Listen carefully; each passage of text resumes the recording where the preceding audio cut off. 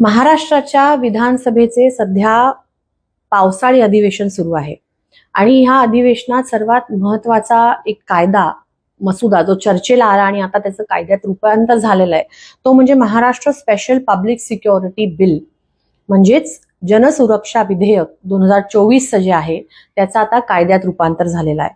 खरं तर या विधेयकावरती अनेक दिवसांपासून चर्चा सुरू होती, अनेक प्रश्न त्याच्यावरती उपस्थित झाले होते आणि त्या विधेयकाच्या विरोधात अनेक संस्था, संघटना आणि व्यक्ती वारंवार आक्षेप घेत होते, बोलत होते.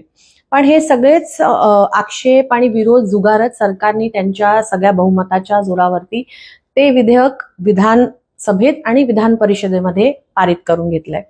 आता हे महाराष्ट्राच्या दृष्टीने काय आहे, हे महाराष्ट्राच्या दृष्टीने किती धोकादायक आहे त्याच्याबद्दल आपण ह्या व्हिडिओमध्ये आज बोलणार आहोत.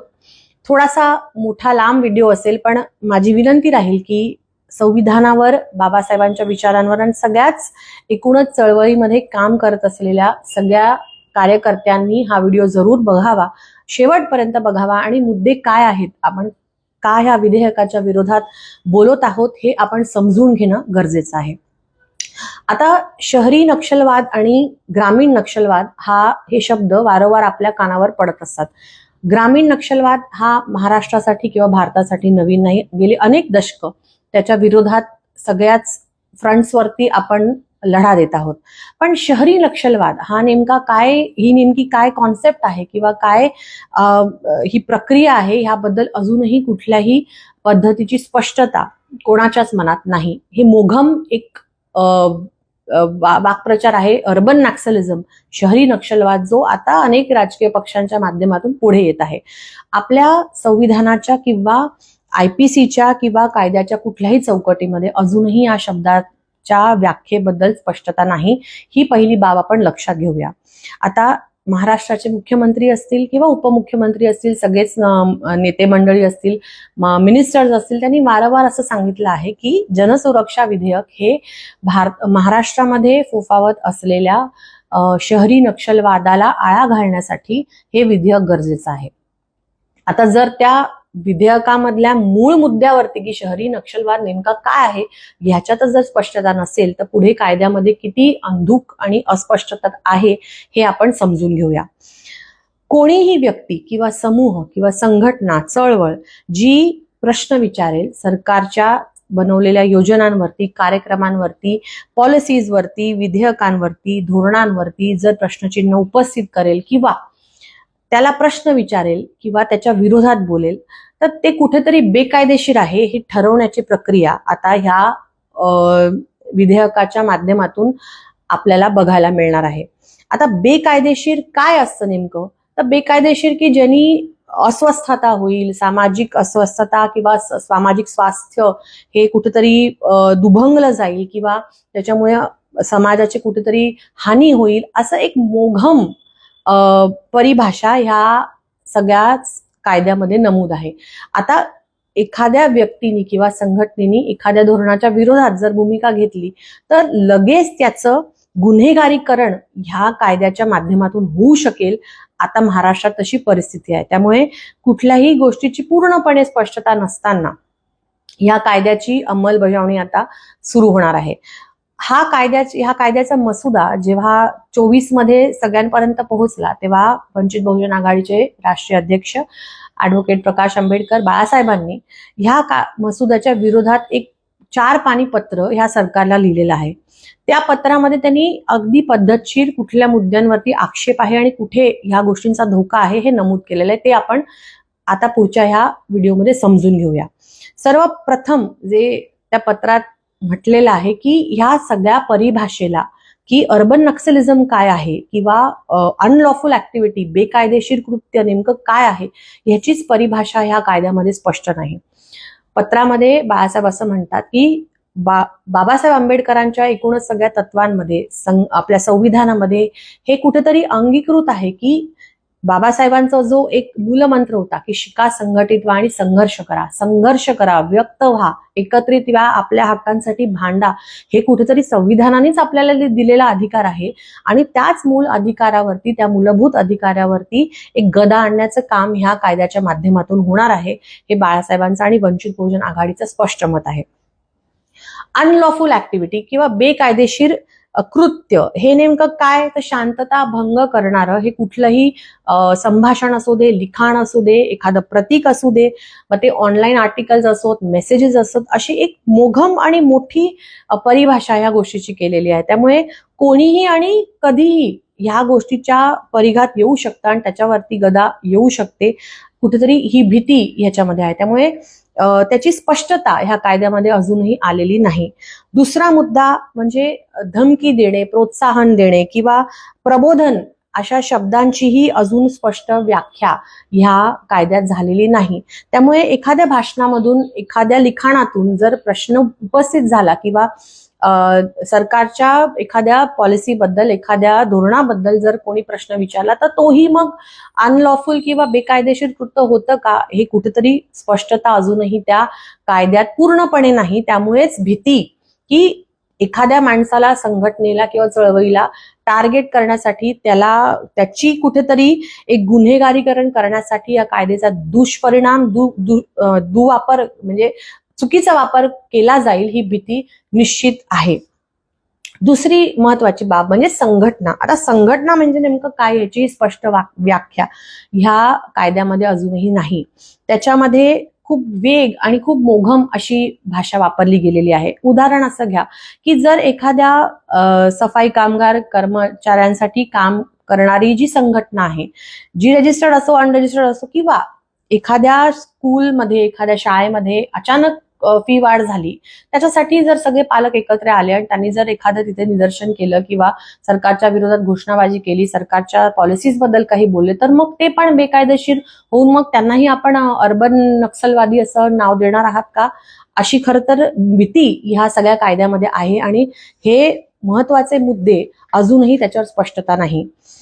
तिसरा मुद्दा म्हणजे महाराष्ट्र सरकारला कुठल्याही संस्थेला, संघटनेला बेकायदेशीर घोषित करण्याचा अधिकार ह्या कायद्यामुळे प्राप्त होतोय. आता ते एकदा बेकायदेशीर घोषित झाले की त्याच्यानंतर किमान 1 वर्ष त्यांना त्या सगळ्या म्हणजे काय म्हणूया आपण, त्यांना डिबार केलं जाईल किंवा त्यांना बेकायदेशीर घोषित केलं जाईल. त्याच्यानंतरची प्रक्रिया पण त्यांना पार पाडावी लागेल. म्हणजे उठसूट कोणालाही टार्गेट करण्यासाठी, मग ते राजकीय हेतू असो, इतर असो, याचा दुरुपयोग होऊ शकतो, ही भीती निश्चित आहे. चौथा आणि महत्वाचा मुद्दा म्हणजे एखादी व्यक्ती, संघटना किंवा संस्था जर त्यांना तुम्ही बेकायदेशीर या कायद्याअंतर्गत मानलाल आणि त्यांच्यावरती कार्यवाही कराल, तर त्यांची जी काही प्रॉपर्टी आहे किंवा त्यांची जी काही मालमत्ता आहे, मुव्हेबल, इमूव्हेबल, त्यालाही तुम्हाला फ्रीज करण्याचा, सीज करण्याचा अधिकार सरकारला सरळ सरळ हा कायदा देत आहे. आता त्यांनी सर्वात मोठा धोका हा आहे की अनेक वर्ष कष्ट करून संघटना, संस्थांनी आपल्या काही केंद्रस्थानी असलेल्या ठिकाणं बनवली आहेत, ऑफिसेस बनवली आहेत किंवा जिथे वैचारिक चावड्या भरतात, जिथे लोक एकत्र येऊन काम करतात, विचार करतात आणि मग पुढे आपला मार्ग शोधतात, अशा ठिकाणांवरती आता कुठेतरी पुन्हा एक सरकारी व्हिजिलन्स किंवा गदा आणण्याचं काम ह्या कायद्याच्या माध्यमातून होऊ शकतं, ही भीती आहे. एका बाजूला सुप्रीम कोर्टाने सरकारी, मग ते युपीचं सरकार असो किंवा इतर काही राज्यांमध्ये, की जिथे सरसकट जाऊन लोकांची घरं तोडली आणि या बुलडोझर पॉलिसीच्या विरोधात खरं तर सुप्रीम कोर्टाने ताशेरे ओढलेले आहेत. आणि एका बाजूला महाराष्ट्राचं सरकार हे असे कायदे आणून पुन्हा एकदा कुठेतरी बुलडोझर पॉलिसी महाराष्ट्रात आणण्याची एक वाट शोधते का, खरं तर ही भीती आपल्या सगळ्यांच्या मनात आहे. जी काही इमूव्हेबल प्रॉपर्टी आहे त्याची विल्हेवाट सुद्धा सरकार लावू शकतं, असं ह्या कायद्यामध्ये अधिकार सरकारला दिलेले आहेत. आता उदाहरण म्हणजे आदिवासी समूहांसाठी काम करणाऱ्या काही संघटना आहेत, जर त्यांचे मुद्दे पटले नाहीत किंवा जर त्यांनी सरकार विरोधी आंदोलनं करून किंवा एखादी मुद्दा मांडून जर सरकारला धारेवर धरलं, तर मग त्यांच्या सगळ्याच संस्था, संघटनांच्या प्रॉपर्टीजवरती, त्यांच्या मालमत्तेवरती त्याची विल्हेवाटही लावून देण्याचं अधिकार हा कायदा सरकारला देत आहे. म्हणजे किती एक मोठा आघात ह्या सगळ्या प्रक्रियेवर होणार आहे याची कल्पना आपण करू शकतो. त्याच पुढे जाऊन ह्याच कायद्यामध्ये एक ऍडवायझरी बोर्ड स्थापन करायचं असं एक नमूद झालेलं आहे. तर ऍडवायझरी बोर्ड म्हणजे या कायद्याची एकूणच अंमलबजावणी आणि इतर विषयांवरती ते एक ऍडवायझरी बोर्ड काम करेल. तिथे तत्सम रिटायर्ड जज किंवा IPS असे कोणतरी नेमणूक सरकार करणार. आता सरकारनेच नेमणूक केलेले ऍडवायझरी बोर्ड जर असेल तर ते सरकारच्या बाजूनी बोलेल का लोकांच्या बाजूनी बोलेल, हा खरं तर मी वेगळ्या पद्धतीने सांगण्याची गरज नाही. हे आपण आपलं समजून घेणं आहे की हे मग ऍडवायझरी बोर्ड हे इंडिपेंडेंट किंवा त्यांच्या पद्धतीने काम करू शकणार नाही हे निश्चित आहे. एक महत्वाचा मुद्दा हा की एखाद्या संस्था संघटना किंवा इंडिव्हिज्युअलला म्हणजे व्यक्तीला जर सरकारने एखादी अशी बेकायदेशीर ठरवण्याची प्रक्रिया सुरू केली तर 15 दिवसाच्या आत त्यांना त्यांचं म्हणणं मांडावं लागणार आहे आणि पुरावे देणं किंवा मी असा नाही आम्ही असे नाही हे संस्था संघटनांना करावं लागणार. पण सरकारवरती कुठलंही बंधन नाहीये की पुरावे देणं की हे आम्ही का केलंय, तुम्हाला आम्ही बेकायदेशीर या कायद्याअंतर्गत का ठरवतोय याचे पुरावे देणं हे सरकारला बंधनकारक नाहीये. त्यामुळे ही फारच गंभीर बाब आहे की मग ज्या संस्था संघटना किंवा व्यक्ती सरकारच्या विरोधात बोलतील किंवा आक्षेप घेतील त्यांना सरळ सरळ टार्गेट करण्याची ही प्रक्रिया आता पुढच्या काळामध्ये सुरू होणार आहे. महत्वाचं हे पण आहे की याच्यामध्ये 7 वर्षाची शिक्षा, 2 लाख ते काही अजून अमाऊंटची फाईन या सगळ्याच्या तरतुदी केलेल्या आहेत. पण एकूणच कायद्यामध्ये जी महत्वाच्या गोष्टींची परिभाषा आहे किंवा त्यांचं डेफिनेशन आहे ती अजूनही कायद्याच्या चौकटीत बसणारी किंवा त्याच्यामध्ये साशंकता आहे अशी परिस्थिती आहे. आणि हे सगळं होत असताना जेव्हा एखादा कायदा होतो तेव्हा त्याच्यासाठी एक समिती बनते. जर त्याच्यावरती काही आक्षेप असतील ते नोंदवायचे असतील किंवा काही बदल सुचवायचे असतील तर त्या पद्धतीने ह्या जनसुरक्षा कायद्याच्या संदर्भात असलेली सरकारने नेमलेली संयुक्त चिकित्सा समिती यावरती विरोधी पक्ष आणि सरकार पक्ष ह्याच्यातले अनेक लोक काम करत होते. आता सरकारी पक्षाचं तर कळलं की जे आहे ते पुढे रेटून नेणं हेच काम चालणार आहे. पण विरोधी पक्ष म्हणून काम करत असलेले महाराष्ट्रातले जे काही पक्ष आहेत त्याच्यापैकी कोणकोणत्या समितीवरती होतं हे आपण आधी जाणून घेऊया. काँग्रेसपैकी नाना पटोले, विजय वडेट्टीवारजी आणि सतेज पाटील हे तिथे सदस्य होते. NCP शरद पवार गटाच्या माध्यमातून जयंत पाटील आणि जितेंद्र आव्हाड हे तिथे सदस्य होते आणि उभाठा ठाकरे गटाच्या शिवसेनेच्या वतीने अंबादास दानवेजी हे तिथे सदस्य होते. म्हणजे हे सगळे खरं तर तिन्ही मुख्य विरोधी पक्षातले हे सगळे दिग्गज आणि माहिती असणारे नेते आहेत आणि वारंवार मीडियामध्ये किंवा इतर सगळ्या गोष्टींमध्ये फार पुढे येऊन बोलणारी ही सगळी मंडळी आहेत. पण जेव्हा माहिती घेतली तेव्हा असं कळलं की ह्या समितीच्या सगळ्या बैठकांमध्ये एकही लिखित डिसेंट नोट किंवा आम्हाला या मुद्द्याचा आक्षेप आहे, आम्हाला हे मुद्दे नको आहेत हे कुठल्याही सदस्यांनी ह्यांपैकी कुठल्याही सदस्यांनी नमूद केलेलं नाही. जर केलं असेल तर त्यांनी जरूर मीडिया समोर येऊन हे सांगावं. माझं तर असं मत आहे की सरकारने या सगळ्या समितीचं काय कामकाज झालं, काय बैठका झाल्या, कुठल्या सदस्यांनी काय मुद्दे मांडले किंवा काय आक्षेप घेतले हे पण सरकारने जरा खुलेपणाने सांगावं की जेणेकरून हे विरोधी पक्ष खरंच विरोधी पक्ष आहेत का आणि ते सरकारमध्ये विलीन झालेले पक्ष आहेत हे कुठेतरी लोकांच्याही समजण्याचा मुद्दा आहे आणि ते निश्चितपणे लोकांपुढे आलं पाहिजे. दुसरा जो मुद्दा याच्यात महत्वाचा तो म्हणजे आवाजी मतदान. आता जर म्हणजे मीडियावरती येऊन किंवा सदनाच्या बाहेर येऊन जर सगळे विरोधी पक्ष म्हणत असतील की नाही आम्ही याच्या विरोधात आहोत आणि लोकशाहीचा गडा घोटत आहे वगैरे वगैरे तर मग आवाजी मतदान घेण्याऐवजी तुम्ही प्रॉपर मतदान घेणं गरजेचं होतं की जेणेकरून किती मतं या विधेयकाच्या बाजूने आहेत आणि किती त्याच्या विरोधात आहे हेही लोकांपुढे आलं असं. पण तसं झालं नाही. जी भाषणं या चर्चेदरम्यान झाली ती पण इतकी मिश्किल आणि इतकी नॉन सिरियस म्हणजे ह्या सगळ्या प्रश्नाचे गांभीर्य कुठेतरी बाजूला ठेवून फक्त करायची म्हणून करायची अशी जी भाषणं सदनात झाली ती पण आश्चर्यजनक आहेत. आणि आवाजी मतदानाने हे सगळे प्रक्रिया पुढे नेत हा कायदा आता महाराष्ट्रामध्ये तयार झालेला आहे. तिसरी आणि महत्वाची बाब ही की या सगळ्या विरोधी पक्षाला मदत करणारा एक मोठा गट आहे ज्याच्यामध्ये विचारवंत आहेत, लेखक आहेत, समीक्षक आहेत, पत्रकार आहेत. त्यांची आता भूमिका या सगळ्या विरोधी पक्षावरती काय आहे.